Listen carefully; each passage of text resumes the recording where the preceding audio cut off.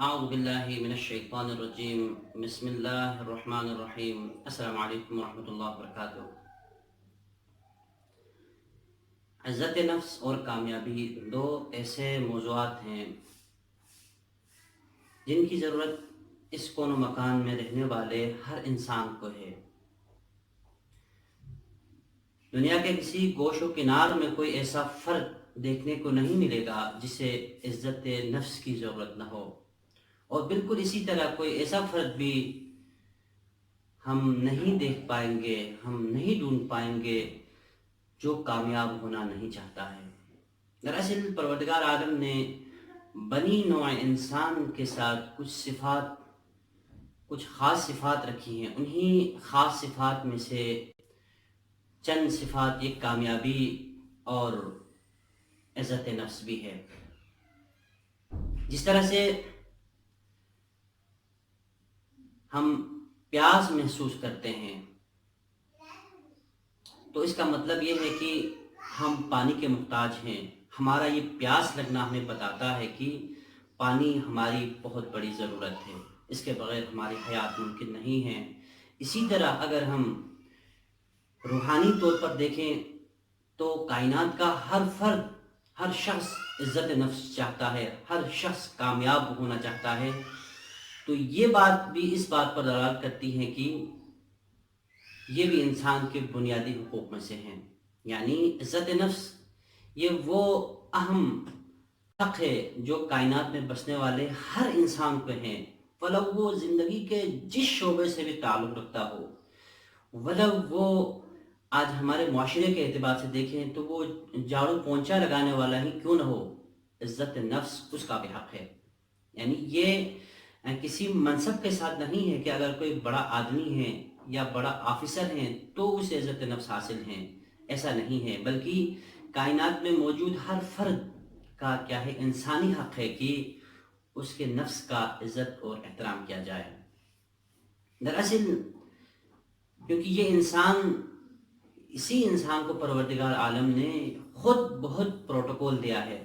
یہی انسان ہے جس کو خود پروردگار عالم نے بہت زیادہ عزت و تکریم سے نوازا ہے۔ اگر ہم آیات قرآنی کے تناظر میں دیکھیں تو آپ حیران رہ جائیں گے کہ کتنی اللہ نے اس انسان کو عظمت دی ہے۔ ارشاد باری تعالیٰ ہے کہ الم تر ان اللہ سخر لکم ما فی السماوات و ما فی الارض۔ اس آیت مجیدہ میں لفظ سخر لکم آیا ہے، یعنی کیا تم نہیں جانتے ہو کہ پروردگار عالم نے تمہارے لیے مسخر کیا ہے ما فی السماوات و ما فی الارض، جتنا کچھ جو کچھ آسمانوں میں ہے اور جو کچھ زمین میں ہے۔ مطلب یہ کہ کائنات میں موجود ہر چیز انسان کے لیے خلق کیا ہے، ہر چیز انسان کے لیے ایک طرح کے کیا ہے، انسان کی خدمت کر رہا ہے، انسان کے خادم کے طور پر۔ اتنی بڑی عظمت کی یہ دیکھیں، یہ آسمان ہے، یہ زمین ہے، یہ چاند ہے، یہ تارے ہیں۔ غرض یہ کہ کائنات میں موجود ہر چیز کی ایک بازگشت کیا ہے، انسان کی طرف ہے۔ یعنی دیکھیں، انسان نے بنایا نہیں ہے، بنانے والے خالق نے بنایا ہے۔ تمام چیزوں کو کی بازگشت انسان کی طرف کی ہے کہ انسان کو فائدہ پہنچے۔ یعنی اگر درخت ہی آتا ہے تو یہ انسان کو اس سے کیا ہے، آکسیجن مل جائے۔ اگر یہ زمین زرخیز کر دی ہے تو تاکہ انسان کو خوراک مل جائے۔ اگر یہ آسمان بارشیں نازل کر دیتا ہے تو تاکہ یہ انسانوں کا فائدہ ہو جائے، انسان سیراب ہو جائے۔ تو کائنات کی ہر چیز میں خدا نے فرمایا کہ سخر لکم، اس سے کوئی خاص فرد بھی مراد نہیں ہے، کائنات کا ہر فرد تمہارے لیے خلق کیا ہے۔ اگر ہم حدیث قدسی میں جاننا چاہیں تو یقیناً آپ جانتے ہوں گے، حدیث قدسی سے مراد یہ وہ کلام ہوتا ہے جو قرآن مجید کے اندر تو مذکور نہیں ہوتا لیکن کلام الہی ہوتا ہے، جبرائیل کے ذریعے سے پیغمبروں تک پہنچ جاتا ہے، لیکن کیا ہے، یہ قرآن کا حصہ نہیں ہوتا، جس میں خدا فرماتا ہے کہ خدا فرماتا ہے کل شیء خلق لکم وخلقتک لاجلی، کائنات کی ہر چیز ہے انسان میں نے تمہارے لیے خلق کیا ہے، تجھے وخلقتک لاجلی، لیکن تجھے میں نے ان چیزوں کے لیے نہیں بلکہ میں نے اپنے لیے خلق کیا ہے۔ تو یہ حدیث قدسی بھی یہ بتا رہی ہے کہ کائنات کی ہر چیز انسان کے لیے ہے۔ علامہ اقبال نے کیا خوبصورت شعر کہا تھا کہ جو اس بات کی طرف اشارہ بھی کر رہا ہوتا ہے کہ یہ دنیا دعوت دیدار ہے فرزند آدم کو، کہ ہر مستور میں بخشا گیا ہے ذوق، اور یعنی علامہ اقبال فرماتے ہیں کہ دیکھیں یہ دنیا دعوت دیدار، کائنات کی ہر چیز انسان کو بلا رہی ہے کہ آ جاؤ مجھ سے استفادہ کرو، یعنی دعوت دے رہی ہے آ جاؤ دیکھو کہ میرے اندر پروردگار عالم نے تمہارے لیے کتنی یہاں پر رموز، تمہارے لیے رموز یہاں پر پنہا رکھا ہوا، کتنی ایسی چیزیں رکھی ہوئی جو تم اس سے فائدہ اٹھا سکتے ہو۔ کہ پوری دنیا کیا ہے، ایک فرش شناس شخص کے لیے، ایک حق شناس شخص کے لیے کیا ہے، پوری کائنات اس کے لیے ایک طرح سے کیا ہے دعوت دے رہی ہے۔ فلک کو کیا خبر یہ خاکدان کس کا نشیمن ہے، غرض انجم سے ہے کس کے شبستان کی نگہبانی۔ غرض یہ کہ کائنات کا خود پروردگار نے پورے کائنات کیا ہے انسان کے پروٹوکول میں لگا دیا ہے۔ دیکھیں ہم کسی کو اگر پروٹوکول دیتے ہیں، کسی کو عزت و تکریم سے نوازتے ہیں، مثلا میرے اور آپ کے درمیان ایک کمپنی ہے، اس کمپنی میں اگر ہم ایک شخص کو بہت زیادہ سیلری دیتے ہیں، اس کو گاڑی دیتے ہیں، اس کو گھر دیتے ہیں، تو اتنا سارا پروٹوکول کیوں دیتے ہیں؟ اس وجہ سے دیتے ہیں کہ اس کے اندر کچھ کوالٹیز ہیں، کچھ خصوصیات ہیں۔ بالکل اسی طرح سے پروردگار عالم نے خود اس انسان میں بہت سارے خوبیاں اور بہت سارے خصوصیات رکھی ہیں، جس کی بنا پر کیا ہے یہ انسان مکرم ہے، عزت نفس اس کا بنیادی حق ہے۔ یہ ایکسٹرنل اعتبار سے، لیکن انٹرنل اعتبار سے دیکھیں تو خود خلقت کے اعتبار سے، خود وجود انسانی کے اعتبار سے احسن الخلائق قرار پایا ہے انسان۔ یعنی دیکھیں کائنات میں اللہ نے ہر چیز خلق کی ہے، چاند، ستارے اور بہت سارے خوبصورت چیزیں، لیکن ان تمام میں سب سے احسن الخلائق، تمام مخلوقات میں جو خوبصورت خلق ہے، جو خوبصورت اللہ کی مخلوق ہے، وہ کیا ہے یہی بنی نوع انسان ہے۔ تو یہ عزت و تکریم انسان کا بنیادی حق ہے۔ اور اسی طرح سے اگر ہم یہ عزت و تکریم کو اگر ہم معاشرے میں بسا اوقات ایک معمولی کام کی بنا پر، ایک معمولی حرکت کی بنا پر، ایک معمولی جرم کی بنا پر ہم اس عزت تکریم، اس تکریم نفس کا، اس عزت نفس کا ہم بالکل خیال نہیں رکھتے ہیں۔ میں آپ کی خدمت میں ایک چھوٹا سا میں یہاں پر ایک ڈائیگرام بنا کے لایا تھا، جسے آپ میرا کیمرہ اگر آپ کو دکھا سکے۔ دیکھیں یہاں پر اس پیپر میں 100 خانے ہیں، 100 خانے، ان میں سے صرف ایک خانہ جو آپ کو اگر میرا کیمرہ دکھا سکے تو ایک خانہ کیا ہے بلیک ہے، ایک خانہ بلیک ہے، باقی 100 خانے کیا ہے وائٹ ہیں۔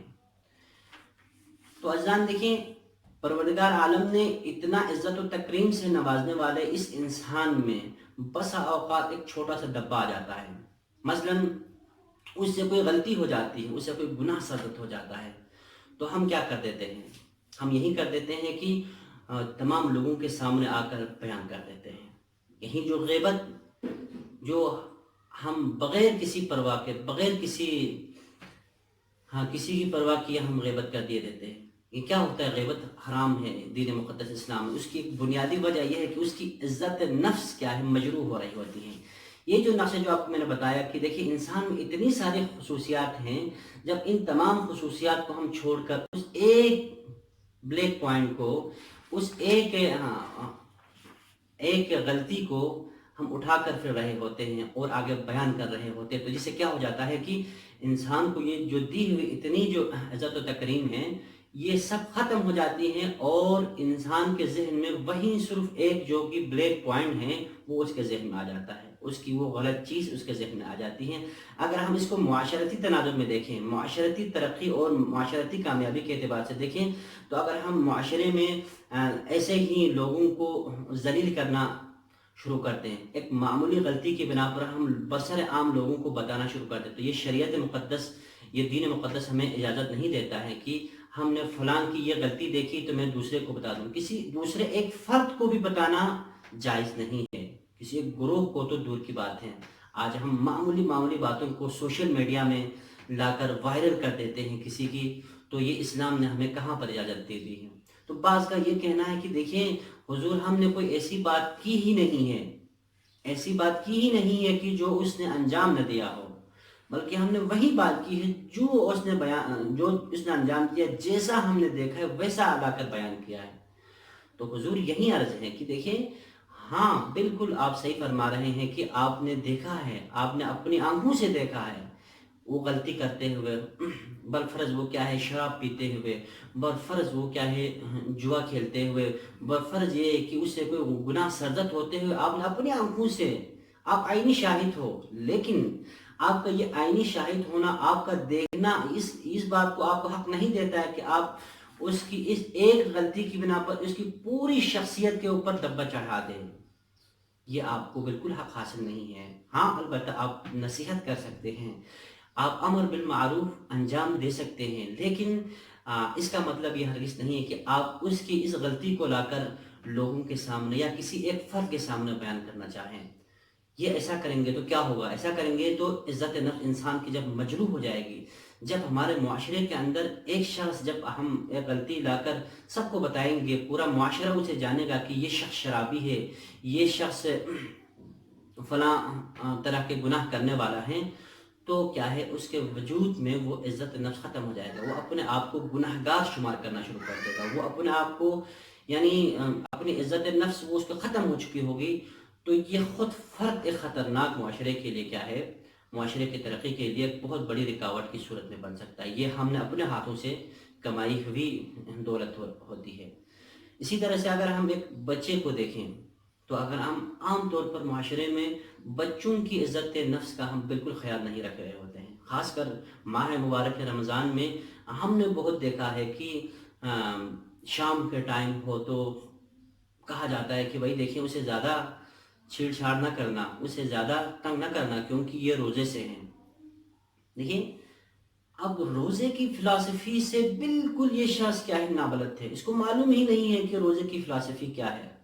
حضور روزہ تو اللہ نے اس وجہ سے واجب کیا تاکہ ہمارے اندر پیشن آ جائے، ہمارے اندر صبر آ جائے، ہمارے اندر عزت و تکریم کرنا آ جائے۔